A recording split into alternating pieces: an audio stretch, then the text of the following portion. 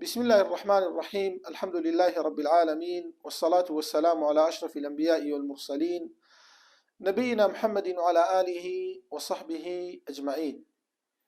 خۆشەویستانم لە باسوخواسێکی نوێی بابەتی بانخواز و بانگەواز دێنە سەر بابەتێکی تایبەتی هەستیاری ئەم زنجیرەیە، ئەویش بریتیە لە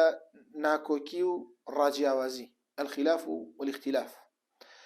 ئایا تا چەندە شریعەتی ئیسلام ڕێداوە بە ڕاجیاوازی و بۆچوونی جیاواز؟ ئایا ئەو ڕاجیاوازیانە بۆ دروست دەبێت؟ هۆکاری چیە زانایان و کەڵەپیاوانی ئومەتی ئیسلام ڕاجیاوازی هەبوو لەنێو فکرەکانیان، لەنێو هزریان، لەنێو ئەقوالیان، لەنێو کتێبیان، و تا چەندە شریعەتی ئیسلام ڕێداوە و چش خلاف و ناکۆکیەک هەیە کە ڕێ نەداوە و چ کاتێک دروستە چ کاتێک نادروستە و چ تەسەڕوفێکی جوانمانەیە چ تەسەڕوفێکی مەذمومانەیە کە شریعەتی ئیسلام ذەمی کردووە کە لە کاتی ناکۆکیە خەڵکانێک ئەنجامی دەدەن و ئایا زەرەرەکانی چین لە واقعی ئەمڕۆ. دیارە بابەتە پەیوەندیکی ڕاستەخووی بە باسوخواسی بانگەوازەوە هەیە، چونکە یەکێک لە گەورەترین بابەتەکانی بانگەواز کە بریتیە لە ئینکاری منکەرەوەی ئایا ئەو کەسە کە تۆ ئینکاری دەکەی یا ئەمری پێ دەکەی بە شتێک ئەو ڕەنگە بۆچوونی جیاواز بێ ئەدیلەیەکی شەرعی بەدەستەوە بێ، ئایا ئەو کاتە ڕخنەی لێ دەگری یان نا؟ کە لە ڕابردووە باسمان کرد و سفیانی ثەوریش ڕەحمەتی خوای لێ بێ دەفەرمێ ئیذا رأيت الرجل يعمل عمل الذي اختلف فيه فلا تنهه. ئەگەر کەسێکت بینی کار و کردەوەیەکی ئەکرد جێی ناکۆکی و مشت و مڕ بوو لە بینی زانایان، بەڵام ناکۆکیەکە ناکۆکیەکی ڕاست و دروست بوو، ئەقوالی لەسەر بوو، ئەدیلەی لەسەر بوو، هەردوو ڕاڕەئی هەبوو، بیر و بۆچوونەکان بەهۆی حەز و ئارەزوو نەبوو، ئەو فەلا تەنهە، نەهی لێ مەکە. خۆشەویستانم، ئەگەر سەرەتا دەست پێ بکەین لە بیدایەتی ناکۆکی، دەبێ بزانرێ هەموو ئومەتەکان ناکۆکی بوو. خوای پەروەردگار لە قورئانە دەفەرمێ ولو شاء ربك لجعل الناس أمة واحدة. ئەگەر خوای پەروەردگار بیویستایە خەڵکی هەر هەموو دەخستە سەر یەک میلەت و یەک دین، ولا يزالون مختلفين، بەردەوامیش خەڵک جیاوازن، جا هەم دینە بەتاڵەکان لە بینی یەکات جیاوازن، هەم لەگەڵ ئەهلی ئیسلام جیاوازن، هەم ئەهلی ئیسلامیش لەگەڵ ئەوانە جیاوازن، کەواتە ئەم ناکۆکیە بەردەوامە، کۆتایی نایەت. لەناو صحابی پێغەمبەری خوا عەلەیهی سەڵات وسەلام ناکۆکی هەبوو. إمام ابن مسعود اختلف مع عمر في أكثر من 100 مسألة، زياتر للصد بابت إمام ابن مسعود ناكوكي هبو، اختلافي هبو، راجياوازي هبو لقل بيروبوشونا كان عمري كل خطابة، وهروها عثماني كل عفان لقل عمر لقل أبو بكر، أوان لقل يختريا، وبهمانشي حتى في غمرانش على نبينا عليه الصلاة والسلام راست بيروبوشوني جياواز نية لبيني بيرو رايا، بەڵام لە مەسەلەی تەشریعە، لە مەسەلەی فقهیە ڕاوبۆچوونێکی جیاواز هەیە لە شەریعەتەکان.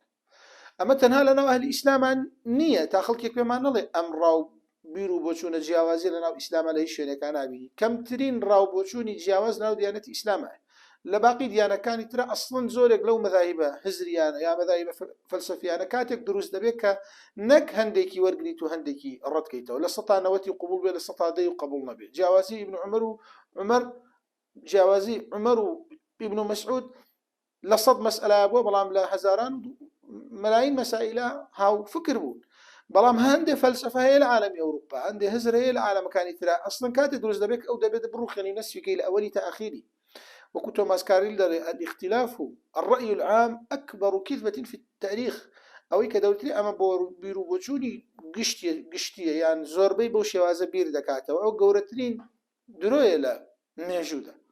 کەواتە دەبێت بزانرێ خۆشەویستانم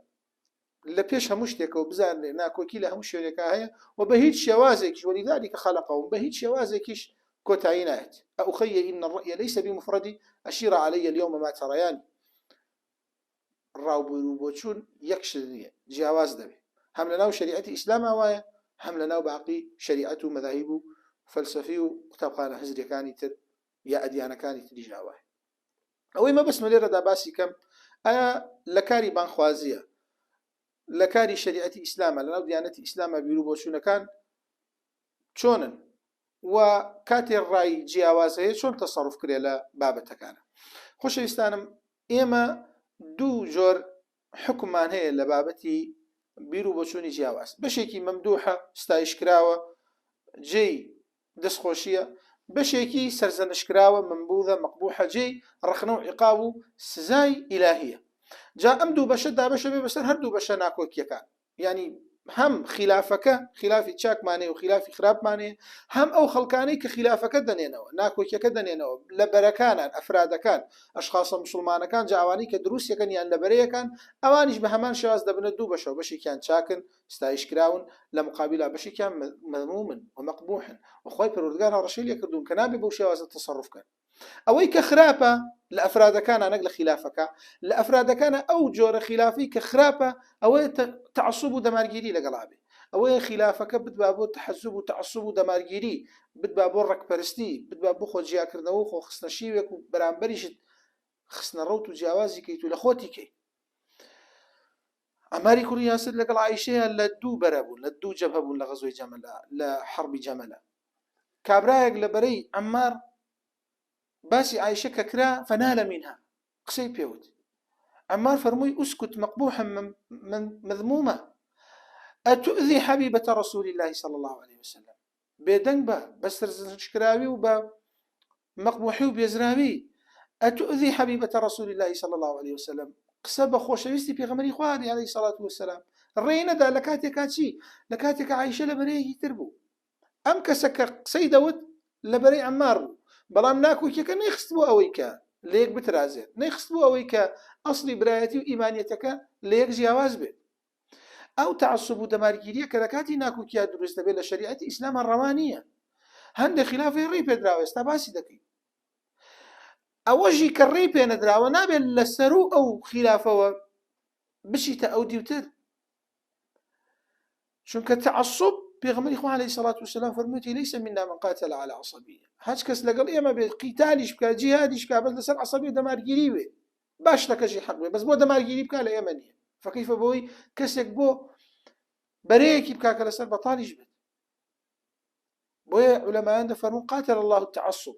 ما أشنع إخساره في الميزان دەک خۆی گەورە تعسب و دەمارگیری لەناو بەرێت چەند دەخراپە لە کاتی تەرازوو میزاندا لە کاتی موازنەکردنا لە بینی بابەتەکانە هەموو شتەکان لە یەک دەترازێت و جێی دەکاتەوە ابن القيم رضا ورحمته خواه لي بدفره وتعرى من ثوبين من يلبسهما يلقى الردى بمذمة وهوان ثوب من الجهل المركب فوقه ثوب التعصب بئسة الثوبان دفرمي خود داكنا خود دارنا لدو برق دو پوشتاية دايكنا نزانينو دمارگيري بيسترين برقن بيسترين پوشتن بيسترين سرطانا توشي هش كسابي ابن تيمية رضا رحمة خوالي بدفره وليس لأحد أن ينصب للأمة شخصا يوالي ويعادي عليه غير النبي صلى الله عليه وسلم بو هيش كسيقنية لنا أمة إسلام كائنا من كان دفرمي هش كسيقنية دايني الرقايكي بو داني ولا أبرائي لسر دروسكا لسر رقاكي ولا أبراء دروسكا لسر شخصك وبي وابك أقر لسر أو الرقايبي همو إسلام أوي لسر نبي قمراو سر لشيوائي بيزق طريقي بيغمري خو عليه الصلاة والسلام بو هج مخلوق يكي ما مصايا شيخة زانايا بانخوازة جاء أقر بو أمانة خراب بي بو أمانة سرزنش كراو بي بو أمانة بيزدراو بي أو بو كسيكي سركرديكي سياسي ألماني ليبرالي أوروبيا خرابتر بيزراوتر ممنوعتر بو يدفنه فإنه يستتاب إلا قتل لشوينك باسي دماغينان دكا نابه بهيج شيوازه فمن تعصب لواحد بعينه كمن تعصب لواحد من الصحابة هج كسي تعصب دماغي بو يك زانا به وكو كسانوان كتعصبهم بو يك صحابه يما كمل لو خلقاني ك باسي آلو بيت كان لسل أوا يما رخنمانية ليان كخوشيستي آلو بيت دردبرون يما لوان زياتر حزب وبابته دكين وحزدكين باس كري وهج كسي كيش نكولي خوشيستي آلو بيت ك لراسيا بهالديرها شو قمرايه بەڵام کێشەکە لەوایە لەگەڵ خۆشەویستی ئالو بەیتا ناکرێ سەحابەکانی تر خۆش بێ بۆنا یان ئایا دەکرێ بیکەی بە ڕاجیاوازی بڵێ من ئەم خۆش دێ و ئەم خۆش ناوێ نابێت شتیوانیە چونکە ئالو بەیتیش سەحابە بوون جیاکردنەوەی سەحابە و ئالو بەیت جیاکردنەوەی ڕۆحە لە جەستە بە هەمان شێواز لەناو زانانی ئومەتیشە ئەم ئیشە فهو من الذين فرقوا دينهم وكانوا شيعا كاريكي ممنوع بەڵام ئایا ئەوەی کە جێی مەبەستە ئەوەی جێی شاهیدەک ئێمە لێرەدا باسی کەین ئەوەی ئایا من چۆن بزانم کام ڕاو بیر و بۆچوونانە دروستە کام ناکۆکیانە دروستە کام خلاف و اختلافە دروستە لە شەریعەتی ئیسلامە کە ڕاو بۆچوونی جیاوازی لەسەر بێ وكام راو بوچونانە دروست نییە لە شریعەتی ئیسلامە کە جیاواز بی دەبێت هەر ئەو ڕائەبێکە وتراوە ئایا تا چەندە ڕاو بیر و بۆچوون دەکرێت جیاواز بێت چونکە ئێستا خەڵکێکی زۆر دەڵێ منیش پێم وایە منیش ڕەم وایە منیش بۆچوونم وایە منیش وا دەڵێم ئەمە لە هەموو کەس وەرناگیرێ لەگەڵەوە لە هەموو کەس وەرناگیرێ ئەبێ خودی بابەتەکە چۆن بێ باش زۆر جار کەسێکی خوێنەواری زانای ئومەتیش فەرموو بێ بەڵام قەولێکی شاذ بێ خلافێکی ناڕەوا بێ نابێ پەیڕەویکی ئەی کەواتە خلاف لە چیدا دروستە و لە چیدا دروست نییە لە چیدا ڕەوایە و لە چیدا ڕەوا نییە خەڵکانێکی زۆر خۆشەویستانم بە شێوازێکی زۆر جیاواز لە زانایان قسەی جیاوازیان کردو فەرمویانە بەشێکیان خلاف لە ئوسوولە دروست نییە بەڵام لە فروعا دروستە یان ئەگەر کەسێک ڕاوبووی ڕووبۆچوونی جیاوازی هەبوو لە بابەتە ئوسوولیەکانە ئەوە بەڕاستی وەرناگیری هەر ئەبێ یەک ڕابێ بەڵام لە بابەتی فروع ڕاوبیر و بۆچوونی جیاواز ئەگەر هەبێت و دروست بێ ئیشکال نییە شکامێکیان وەردەگری ئەمە یەکێکە لەو قەولانەی کە لە بابەتی خلافە وەکو یەکلاکەرەوە لە بینی بابەتەکانە باسییان کردووە بەڵام خلافەکە حسم ناکات و جێی ناکاتەوە بۆ لەبەرەوە ڕاستە خلافی ناڕەوا لە بابەتی ئوسوولایە خلافیش ڕەوا لە بابەتی فروعایە بەڵام کێشەکەمان لەوەدا حەل نابێ ئەی کامە ئوسوولە و کامە فروعە هەندێک بابەت لای تۆ ئوسوولە لای من ئوسوول نییە هەندێک بابەت لای من فروعە تۆ بە ئەسڵی زانی تۆ بە ئەسڵی زانی من بە فەرعی زانم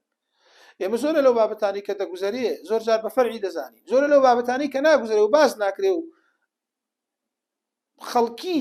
بە هەستیار و بە گرنگ و بە سووربوونەوە لەسەری نادوێ جا چ لە بابەتی حکومڕانی ئیسلامی بێت چ لە بابەتی بیرروڕا بێت چ لە بابەتی یەکتاپەرستی و یەکڕێزی و یەکدەستەی و یەکپارچەی ئیسلام بێ زۆرە لەو بابەتانە موسەلەماتی ئوسوڵیاتی ئیسلامن بە پێچەوانەیە زۆرە لەو بابەتە کە بۆتە کێشمەکێشمی ناو سۆشیال میدیا بابەتی فروعن ئەوە ئەسڵە ئەوە فەرعە بەڵام ئایا ئەوەی کە ئەو پێی ئەسڵە شەرتە لای ئێمەش ئەسڵ بێ یان لە بینی زانایانە کاتێ دەڵێ ئەسڵ و فەرع لای ئەو فەرعە لای ئەو ئەسڵە بەشێکی کەواتە ڕاستە قسەکەیان دروستە ڕەحمەتی خۆیان لێبێ کە فەرمویانە لە ئوسوولە ڕەوانیە بەڵام لە فروع ڕەوایە بەڵام دیسان کێشە دروست دەبێت ئایا کامە ئەسڵە و کامە فەرع ڕاستە نیوەی کێشەکان زیان زیاتری هەل دەکا بەڵام هەمووی هەل ناکات چۆ زۆر جار کێشە هەیە لەوەی کامە ئەسڵە و کامە فەرع بۆیە هەندێک لە زانایان ڕێیەکی تریان فەرمووە فەرمویانە خلاف لە بیرروڕایە دروست نییە ڕاو بیر و بۆچوون نابێت لە بیرروڕایە هەبێ و هیچ خلافێک قبول نییە هیچ بۆچوونێکی جیاواز قبول نییە لە بابەتی بیرروڕای یان نییە لە عەقیدەیە بیر و بۆچوونی جیاواز نییە بەڵام لە فقها هەیە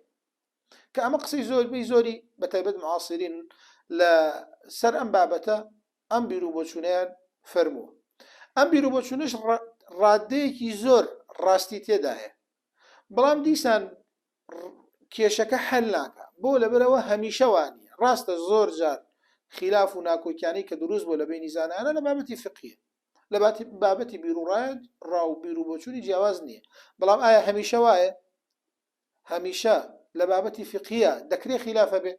بێگومان نەخێر زۆر بابەتی فقهیمانەیە دروست نییە ڕاو بیر و بۆچوونی جیاواز تێیدا بابەتەکەش فقهیە کاتە نابێ بڵێ مادەم فقهیە ڕاو بیر و بۆچوونی جیاوازیە دروستە و بە پێچەوانەش زۆر بابەتمانەیە لە بابەتی عەقەدیە ڕاو بیر و بۆچوونی جیاواز تێیدا قبوڵە وهەژە و لە بینی کەڵە پیاوانی ئومەتی ئیسلامی ڕاو بیر و بۆچوونی جیاوازە بۆ لە بابەتی عەقیدە بەنمونە لە بابەتی سیرات پێش مەحشەڕەیاننا ئایا مردوو دەبیسێ لە گۆڕیاننا ئایا پێغەمبەری خوا عەلەیهی سەڵات وسەلام خوای بینی لە معراجیاننا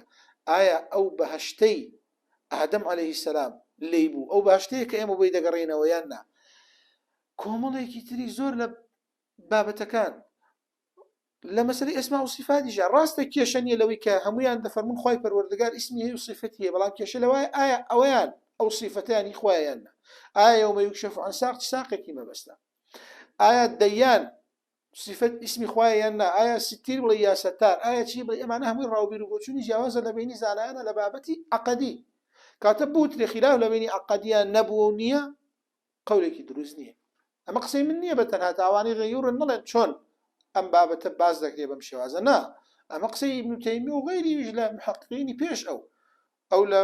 مختصر الفتاوى المصرية لە پێشەویش کۆمەڵێکی زۆر لە کەڵە پیاوانی ئومەت باسی ئەو بابەتیان کردووە کاتە حەلی نیهایی دەبێت چی بێت ئەگەر هەمیشە یەکلا نەبێتەوە بۆی بڵێن خلاف لە ئوسوڵا نییە لە فروعا هەیە لە عەقەدیانی نییە بەڵام لە فقه هەیە ئەی ئەگەر ئەم دوانە تەواو نەبن بە تەواوی ئەی چی دروستە چی ڕاستە ئەی ئایا چ خلافێک دەکرێت ڕەوابێت چیش ڕەوانی خۆشەویستانم دەڵێن هەچ خلافێک پێچەوانەی کتابی خۆی پەروەردگار سنەتی پێغەمبەری خوا عەلەیهی سەڵات وەسەلام یان ئیجماع بێ بە حەقیقەت ئیجماع بێ ئەو خلافە خلافێکی ناڕەوایە ئیمامی نەووی ڕەزا و ڕەحمەتی خوای لەبێ بەم شێوازە باسی کردووە کە ئەو یەکێکە لە کەڵە پیاوانی ئومەت و یەکێکە لە محققی و مدقیقەکانی ناو ئومەتی ئیسلام دەفەرمێ وكذلك ليس للقاضي ولا لغيره أن يعترض على من خالفه إذا لم يخالف نصا أو إجماعا أو قياسا جليا أفرمي بهمان شواس نبو قاضي هي نبو غير قاضي نبو مفتي بويا النية رخنا لكسيك بقرن كراو بيرو بوچوني جياوازي هبي لقل أمانة بشرط أو راو بيرو بوچونا لسر نصيكي صريحي قرآن نبي لسر بابتي لسر حديثك نبي لسر بابته حديثك صحيح نبي لسر أو بابته وإجماعك نبي لقل قياسك جليا أقر أمانة نبو بابته لو بابتاني كالرؤيا نصنية ببابتي هزر تأويلات وتفسيرات ترأم بابته آية حلال يا حرام نصك صحيح ما نية لسري أويك ينجاري وهي نص هي بلا نص ترهي لبرانبري ينجاري وهي إجماع نية لسري لبيني زانا أنا ناكوكي هي ينجاري وهي حديثي بيغمري خواه عليه الصلاة والسلام هي لسر بابتك ظاهري آياتكش بشوازك بلغية لسري ألو كاتيا الرأو وبيرو بوشوني جواز قبوله جي إنكاري وجي نكولي كردن نية بو شواز الرهاي كدبين ليه جي كشمكيش مسترائكي جبهي نية بو شوازي كدبين ليه هردو لا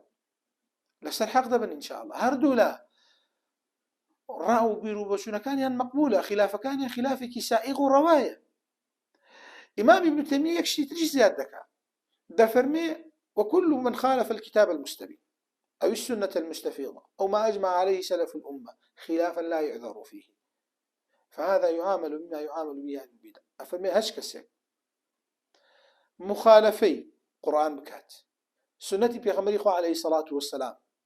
كصحيح وصريح بكات يان خلاف إجماعي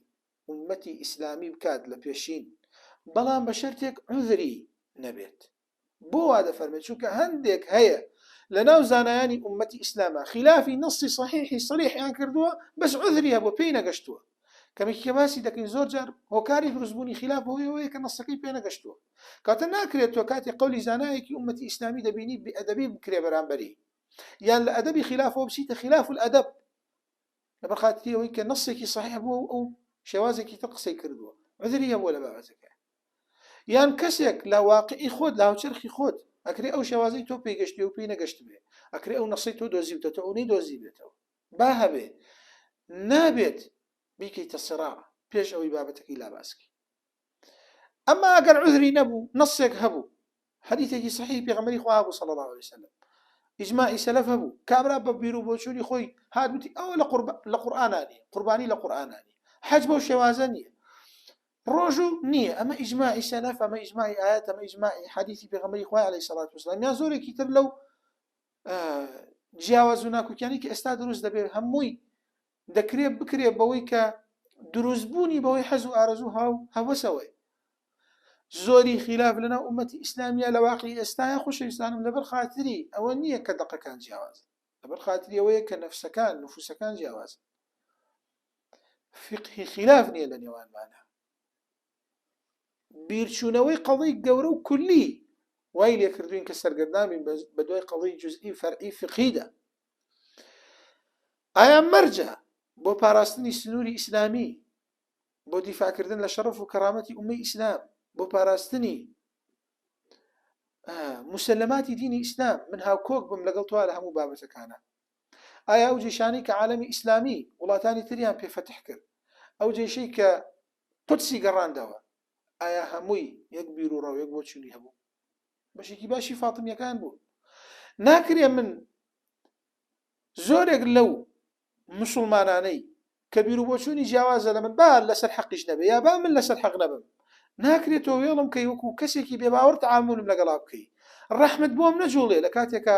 عەذاب بدرێم سزا بدرێم بگیرێم هەر شتێکم لێ بکرێتەوە خەمی من نەخۆی بەدافع ئەوەی کە بیر و بۆچوونمان جیاوازە لە کۆمەڵی بابەتە ئێستا بەداخەوە وای لێ هاتووە بەهۆی ئەوەی جنسیەکەمان جیاوازە و جنسی وڵاتێکی من جنسی وڵاتێکم هەیە خەم ناخۆین بێتاقەت نابین لە کاتێکا گەورەترین سیفەتی ئیماندارەوەی هەرە بە وەکو جەستەیەک وایە شوێنێکی خراپ بێ پێغەمبەری خوا عەلەیهی سەڵات وسەلام دەفەرمێ ئازاری پێ بکە هەموو شوێنەکانی تری ئازاری پێ دەگا ئێمە لەبەرەوەی لە جنسی خۆمان نییە زمانێکی تری هەیە ڕێگێکی تری هەیە بیرروبۆچوونێکی تری هەیە لە خەتێکی ترایە خەمی ناخۆین لە کاتێکا دکتۆری ڕاستەقینە باخوازی ڕاستەقینە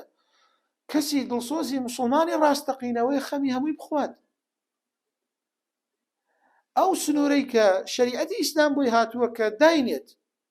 هەم بۆ پاراستنی ئەهلی ئیمان هەم بۆ پاراستنی خەڵکانی تری بێ باوەڕ دەبێت دروست کرێتەوە جارێ دەبێت ئەو ڕۆحە کولیە کە لەناو ئومەتی ئیسلامە بووە بهێنرێتەوە ناکرێ ئەو قەڵێ گەورانە وێڵکەی تەنها خەریکی بە کۆمەڵی بابەتەوە کە زۆر جا خلافەکە ڕەوایە ئەگەر خلافەکەش ڕەوانە بێ قسە بکە لەسەری ئەگەریش ڕەوا بێ وتمان دەتوانی خلافیش ڕەوا بێ ڕەخنە بگری بەڵام نابێ بیکەی بە خاڵێکی سەرەکی ئیشە گەورەکان وێڵکەی یان کەسەکە خۆی وێڵ کرێ معاملەی لەگەڵا بکرێ بە معاملەی ملەتی کوفر دیفاع لە عێڵ و ناموسی نەکرێ هەوڵ نەدرێ بۆ پاراستنی لەبەر خاترەوەی بیرروبەچوونی جیاوازە لە تۆ یان بەداخەوە زۆر جار بیتە هۆکاری ئەوەی کە سزا بدرێ عیقاب بدرێ عەذاب بدرێ ناڕەحەت بکرێ ئەوە سەختترە کە ئەوە بە تاریخی ئومەتی ئیسلام نەبیسراوە لەم چرخانە بێ بەداخەوە کە معاملەی مخالف وەکو معاملەی بێ باوەڕ بکرێ هۆکاری نەبوونی فقی خلافە دەرچوونە لە ئەدەبی خلاف و خلاف الئەدەب پەیڕەون نەکردنی ئەو قاعدە و یاسا و ڕێسانەیە کە زانایان دایانناوە زانایان ڕەزا و ڕەحمەتی خۆیان لێ بێ دەفەرمون الاجتهاد لا ينقض إلا بالاجتهاد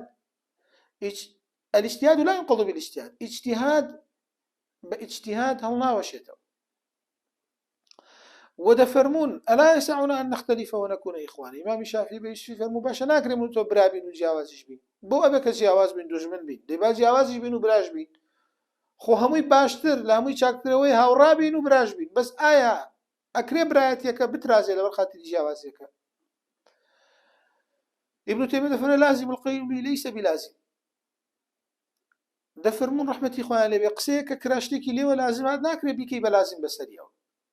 من شتێک دەڵێم ئەم شتە ڕەنگە مانایەکی تری هەبێ جاری وایە ئەوە مەبەست نییە بەرامبەرەکەت دێت ئەوەش دەخاتە سرت زیادی دەکەی لەسەری دروست نییە بە هیچ شێوازە دەبێت لێی پرسی ئایا ئەم قسەی تۆ ئەو معنایی هەیە ئایا مەبەستە ئەو معنایە تاوی تێگەێنی ئەو معنایی لێوە پەیدا دەبێت ئەگەر وتی مەبەستەوە جا لێی حساب دەکەیت و لەسەری حساب دەکەیت زانایان دەفەرمون الاختلاف في الألفاظ لا يجب اختلاف الأدلة شەرت نییە لەفظەکان جیاواز بوون بەڵگەکانیش جیاواز بن معناکانیش جیاواز بن زمانی عەرەبی زمانێکی دەوڵەمەندە وشەمانەیە 100 معنای هەیە 300 معنای هەیە جاری وایە 400 معنای هەیە ئالەم معنایانە ئەم لەفزە یان بە جیاواز بەکارات و هەرموو یەکرێ و معنایە بێ هەرموو یەکرێ و شتە بێ کە تۆ مەبەستە بەس من بە لەفظێکی تر دەریە بڕم شەرت نییە جیاواز بم شەرت نییە ناکۆک بم هاوڕاتم بەس بە شێوازێکی تر بە ئوسلوبێکی تر بە نمطێکی تر کار دەکەم ودەفەرمون الاختلاف في المسألة لا يفسد للود قضية نابێ بەهۆی ڕاجیاوازیەوە خۆشەویستی دابڕنێ لە بینە بەتایبەت ئەو ڕاجیاوازیانەی کە ڕێ پێدراوە لەناو ئومەتی ئیسلام و هاوکات خۆشەویستان دیسان زانایان ڕەزا و ڕەحمەتی خۆیان لێبێ کۆمەڵێکی تر لە قەواعید و یاسا و ڕێسایان داناوە لەم بابەتە تاوی کە بەرەو هەڵدێر نەچی تاوی کە ئاگادار بین هیچ کەس ئاود نەکەین هەمووی لە سنووری ئیسلامە بێڵینەوە بەمرجێ لە سنووری ئیسلامە بێ و خلافەکەش خلافە بێدەری نەکە ئەمما ئەو خلافانی کە ئێستا دەگوزەرێ یان بەشێکی زۆری زۆر بۆ بە نقطەی سەرەکی وەکەڵکڵی مێشکی زۆرمان لە ڕاستیە یەکێکە لەو بابەتانی کە جێی ئەسەفە و پێویستە جارێکی تر ئومەتی ئیسلام بگەڕێتەوە سەر ڕشتی و ئاگادار بێ لە چی واقعەکایە ئاگادار بێ باسکردنی زۆری ناکۆکی زیاتر ناکۆکی دروست دەکات دەبێ حەسم کرێ حەجم کرێ دەبێ کەم کرێتەوە نەک زیادی کەیت و پەری پێ بدەیت و تعسب و دەماگیری لەسەر دروستکەیت و بیکەیتە بەرەو ڕە و فرقە و حیزب و جیاوازی بە شێوازێک ئەو لە شیوێک بێت و توش لە شیوێک تا ئەوەی کە کەس نەزانێ ئایا کامتان لەگەڵ کامتان هەیەک دەگرن لە چییە لە چی ئیسلامەتیە زەواج و مارەبڕین ڕوونەدا لە نێوان لەبەر خاتری ئەوەی کە جیاوازیەکی بچووکە ئەو لە مزگەوتێکان نوێژ دەکا کەسێکی لە مزگەوتێکان نوێژ دەکا بە بریتێ لە سەڵاتانی ئیسلامی دەبێ ئەمە نەهێڵڕێت دەبێ کەم کرێت پاشان خۆشەویستانم زانایان دەفەرمون ئەو کەسانی کە ڕاو بیر و بۆچوونی جیاواز دروست دەکەن دەبێت ئەهلی عیلم بن، دەبێت خوێنەوار بن.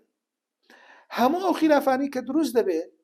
لە ڕۆژگاری ئەمڕۆدا پێویستە ئیلا قەولێک بڵی کە زانایان فەرموو بێتیان، نەک خۆت اختیلاعکەی اختیراعکەی ئیبتیداع بکەی شتێکی تازە و بابەتێکی نوێ بێنی بڵێ منیش پێم وایە. يقولون هذا عندنا غير جائز فمن أنتم حتى عندكم ما عنده. ئێوە کێن تا قەولتان هەبێ لە کاتێکە کۆمەڵێکی زۆر لە زانایان یا هەموو زانایان ئیجماعیان لەسەر ئەو شتە وانییە. کاتێک کە بیر و بۆچوونێکی جیاواز دەیەوێکی لە زانایانی ئومەت شتەکەی فەرموو بێت، یان خۆت گەشتی بێتیتە مەرتەبەی ئیجتیهاد. ئەگەر خۆت نەگەشت بێتیتە مەرتەبەی ئیجتیهاد ئەوە بە شێوازێک ڕەوانی قسە لەسەر بابەتەکان بکەیت و ڕاجیاوازی دروستکەیت. چونکە قسەکردن بە نەزانین یەکێکە لە کێشەکان. پێغەمبەری خوا عەلەیهی سەڵات وەسەلام کاتێک کە کەسێک فتوای بۆ درا لەسەرەوەی کە خۆی بشوە، سەری شکا بوو، پرسیاری کرد لە هاوڵان، وتیان دەبێت خۆت بشوی، وتی ناتوانم تەیمم بکەم، وتیان نەخێر، کە خۆی شۆر وفاتی کرد. بۆ پێغەمبەری خوا گەڕاو عەلەیهی سەڵات وەسەلام فەرمووی قەتەلوه قاتلهم الله هەلا سەئەلوا إذ لەم یعلموا، کوشتیان خوا لە ناویان با بۆ پرسیاریان نەکرد لە کاتێک نەیان دەزانی. إنما شفاء العي السؤال، بیان پرسیای. عائشة رضا رحمتي خوای لێ بێ ئەبی سەلەمەی کوڕی عەبدوڕەحمان لە کاتێکە قسەی لە بابەتی جیماع دەکرد کە نە تەمەنی گەشت بۆ ئاستا نە خیبرەیە بۆ کەڵە پیاوانی ئەو زەمانە قسەی دەکرد لێی تووڕە بوو. فەرمووی إنما مثلك مثل الفروج تسمع الديكة تصيح فيصرخ معه، وەک بێچووڵەوای کە کەڵە شێرە قوقێنە و ئەهاژێنێ تۆش وەک ئەو هاوار دەکەی،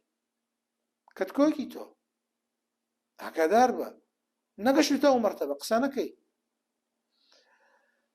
بۆ لەبەرەوەی نەگەشت و مەرتەبەی قسەکردن. زۆرێک لەو بیر و بۆچوونانی کە ئێستا دروست دەبێت بەهۆی کەم فامی و کاڵفامی و پێنەگەشتی و تێنەگەشتی بەشێک لەو کەسانی کە خلافەکان دروست دەکەن. شەرت نییە پێگەشتوو بێ، زانیاریەکی زۆری هەبێت تێگەشتوش بێ، شەرت نییە تێگەشتوش بی پێگەشتوو بی، شەرت نییە خوێنەوار بی بزانی چۆن قسە دەکەی، شەرت نییە حەق لا بزانی چۆن حەق باس دەکەی. دەبێت خلافەکان بە شێوازێک بدوێن کە خلافی تر دروست نەکا. ئەگەر مەبەستە چارەسەری کەی، ئەگەریش مەبەستە چارەسەر و کێشە دروستکردن مەبەستە پێی چارەسەرکردن نییە، ئەوە بزانە کە لە شەریعەتی ئیسلامە ئەو کەسانی کە ڕاو بیر و بۆچوونی جیاواز دروست دەکەن لە کاتێکانیە گەورەترین سزایان هەیە. بەڵام یەکێک لە پرسیارەکان دیسان جارێکی تر دروست دەبێتەوەش ئەوەیە ئایا بۆچی ڕاو بیر و بۆچوونی جیاواز دروست بۆ لەناو ئومەتی ئیسلامە؟ ئایا بیر و بۆچوونی جیاواز ئێمە وتمان هەیە بۆچی دروست دەبێت؟ بۆچی یەک قسە نییە؟ ئەمە زۆر جار لیبراڵەکان باسی دەکەن یەک قورئانە یەک حەدیثە بۆچی دروست دەبێت؟ کە ئەنەما خۆی یەک بیر و بۆچوونی هەیە لە کاتێکە هەموو 4 ساڵ جارێ دەستورێکی تازە دەنووسن، هەموو چەند ساڵ جارێک دەستور. ئێمەی ئومەتی ئیسلام بە هیچ شێوازێک لە ئەوەلی مسلمانەوە تا ئاخری مسلمان کەس نەتوانێتی دەستکاری قورئان کە نەتوانێتی دەستکاری ئەحادیثی صحیح پێغەمبەری خوا بکات صلی الله علیه وسلم، هەموو ژیماوە دەستور دەگۆڕێ و ئەم قسەش دەکات جواب دەدرێتەوە کە لە کاتێک ئەو قسەی ئەو نییە، بەڵام هەر وەکو جوابدانەوە دەبێت بزانرێت. خلاف لەناو ئومەتی ئیسلامە خۆشەویستانم تاوی ئێمەش بزانین کە دەڵین خلاف جاری وایە ڕەوایە لەبەر خاتری هۆکارانەیە و لەبەر ئەمەش زانایان جیاوازیان هەبوو، جاری وایە کابرا بەڵگەکەی پێ نەگەیشتووە. ئیتر ئەمە با زۆر خوێنەواریش بێ، با عومەری کوڕی خەتابیش بێ، مەسەلەی ئیستئذانی لێ وێڵ بوو، مەسەلەی تاعونی لێ وێڵ بوو، مەسەلەی تەلاق زۆرێ لە مەسەلەکانی لێ وێڵ بوو نەیبیست بوو پێیان دەوت کە عومەری کوڕی خەتاب نەیبیسێ ئەکرێت تۆش نەیبیسێ، ئەکرێ زانانی تیش نەیبیسێ، ئەکرێ مامۆساکەت نەیبیسێ، شێخەکەت نەیبیسێ. طبیعیە خۆشەویست. دووهەم هۆکارەوەیە کە ڕاوجیا بۆچوونی جیاواز بۆیە دروست بۆ لەبەرەوەی بۆچوونی جیاوازە لەوەی کە ئایا ئەم بەڵگەیە دەکرێت بە بەڵگەیان نا، ئایا مرسل بەڵگەیان نا، ئیستحسان بەڵگەیان نا، قەولی سەحابی بەڵگەیان نا، شەرعی من قبلنا بەڵگەیان نا، ئایا مەصالحی مرسلە بەڵگەیان نا. زۆرێک لەم بابەتانە خۆی کێشەیە ئایا دەکرێت بە بەڵگەیان نا. کاتێک کە دەویستێت لەسەر بابەتەکە دەڵێ فڵانە سەحابە وای فەرمووە، ئایا ئەو قسە خۆی بەڵگەیان نا. خلافەکە لەسەر ئەسڵی بەڵگەکە زۆر جار دروست دەبێت کە خۆی دەکرێت بە بەڵگەیان ناکرێت بە بەڵگە. جاری وایە خۆشەویستانم هۆکاری جیاوازی لەوا دروست دەبێت کە بەڵگەکان لە ظاهیرا تعارضی هەیە. طبعا هیچ نەسێکی صحیحی قورئان یعنی پێغەمبەری خوا عەلەیهی سەڵات وسەلام بە هیچ شێوازێک جیاوازی نییە لە نێوانیانە، نە قورئان لەگەڵ قورئانە، نە قورئان لەگەڵ حەدیثە، نە حەدیث لەگەڵ ئەعمالی پێغەمبەری خوا عەلەیهی سەڵات وسەلام. بەڵام لە بۆچوونە لە زاهیرە لە ئاشکرایە لە هزرا زۆر جار وا تێدەگەی جیاوازی هەیە جیاوازی هەیە لە بینی عام و خاص لە بینی مجمل و مقید لە بینی ظاهر و غێر ظاهر لە بینی ناسخ و منسوخ لە بینی مەجاز و حقیقەتە ئەم بۆچوونانە کە دەبینی جاری وایە شتێک حقیقەتە شتێک مەجازە شتێک عامە شتێک خاصە ئەمە بۆ خۆی زیاتر خوێنەواران لەم بابەتانە تێدەگەن دەبینن ڕاو جیاوازی ئەلیەوە دروست دەبێت جاری وایە بۆچوونی جیاواز بەهۆی لۆغەوە دروست دەبێت وشەیەکمانەیە چەند مانایەکی زۆری هەیە لەم حەدیثا بەکارهاتووە کامی مەبەستە بە هەمان شێواز چەندین ڕێگەی تر کە زانایان باسییان کردووە کە بۆتە هۆکاری دروستبوونی ناکۆکی هەموو کەسێ ئیمامی غەزالی خۆشەویستانم دەفەرمێ خۆی پەروەردگار عەقڵەتێکی پێداوە کە ناکۆکیەکان حسم کات و جیا کاتەوە لە کاتی کێشمەکێشم و سراعەکانە بەڵام یان مەسلحەت بەولای دەبا یان مەفسەدە یان ترس یان ئەو شتانەی کە بەسەر ئینسانە دێ بەم لەولای دەبا کابرا دەزانێت ئەو فکرە ڕاست نییە غەڵەتە شوێن ئەو کەسەی کەوتووە غەڵەتە لەبەرەوەی مەسلحەتی هەیە لەگەڵیا کاتێکە لەی دەپرسی بۆ هەیە ناتوانێت نکوڵی کە ناتوانێت بڵێ من غەڵەتم مەبلەغێکی پارە وەردەگرم مادێکی زۆرم هەیە چۆن دەتوانم دەستبەرداری بکەم مەجبور کۆمەڵی ئەحادیث و ئاەتت بۆ ڕیس کاتاوە بە تۆ قەناعەت کاکە لەسەر حەق و ڕەخنەی لێ نەگری جاری وایە ئەسڵی بابەتەکە خۆی دەزانێت غەڵەتە هەڵەیە نابێ بۆ شێوازە ئیشکرێ ئەبێ بۆ شێوازی تر ئیشکەی ئەو مسلمانانە لەناو دەبێ خەڵکێکی ئیسفادەی لێ دەکات دەستخۆشی لێ دەگرێت لە زۆر شوێنی ترەوە کە لەوان خراپترن هەدەفەکە ئەوە نییە بەڵام ترس وای لێ دەکات کە بەم شێوازە ئیشکە بۆ ئەوی ناو نەدرێ بە شتێک بۆ شتێکی لا باز نەکرێت زۆرە لە قەڵایە کولیەکانی ئیسلام باز ناکرێت تا ئەوی شتێکی پێ نەوترێ ئەم بابەتە بە مروری زەمان یەکەم جار تورس وای لێ دەکا وابێت بە مروری زەمان تا ئەوەی کە کەسێکی مەقبول و خۆشەویست و نەرمونیان و وەک چۆن بڵێ هاودۆست و هاوفکر دەبێت لەگەڵ فکرە چەپەکانە و جێگەی دەبێتەوە لە باوەشی زۆربەیانە سەرەتای دروستبوونی بەهۆی ترسەوە بووە ئێستا ترسەکەی نەماوە چکە بۆ بە کەسێکی مەقبول بۆ بە شخصێتێکی مەقبول و بۆ بە کەسێک کە زۆربەی لایەنەکان قبولیانە بە هیچ شێوازێکی شتۆمەت ناکرێت بە هیچ بابەتێک هەرچیش بڵێ ئێستا ئەگەر لی پرسی بڵێ تۆ لە ترساوات لێ هاتوو سوێن دەخوا دەڵێ نەخێ ڕاستیش دەکات ئێستا ئەگەر لی پرسی تۆ لە ترسا و قسە دەکەی دەڵێ سوێن دەخوا دەڵێ نەخێ لە ترسی ژانی ڕاستیش دەکات بەڵام سەرەتای دروستبوونی فکرەکەی لە ترسەوە هێناوێتی ئێرە ئێستا کە ترسەکە نەماوە هیدایەتەکە دێتەوە نەخێنایەتەوە غەزالی دەفەرمێنایەتەوە چکە نوری خوا کە بەهۆی مەسلحە و مەفسەدە بەهۆی ترسەوە مەسلحە و مەفسەدەی ذاتی نەک ئیسلام بەهۆی ترسەوە